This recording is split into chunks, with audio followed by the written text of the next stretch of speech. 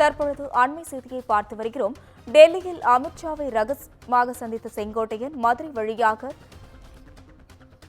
கோபி திரும்பியிருந்தார். இதுகுறித்த கூடுதல் விவரங்களை நமது செய்தியாளர் கரூர் கிருஷ்ணமூர்த்தி வழங்க கேட்கலாம்.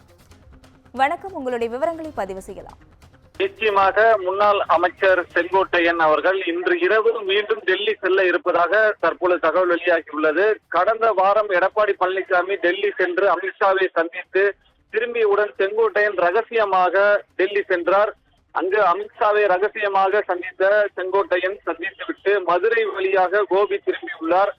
செங்கோட்டையனை முன்னிறுத்தி அதிமுகவில் பாஜக காய் நகர்த்தி வருவதாக தகவல் வெளிவரும் நிலையில் கோபியில் இருந்து பெங்களூரு வழியாக செங்கோட்டையன் மீண்டும் டெல்லி பயணம்.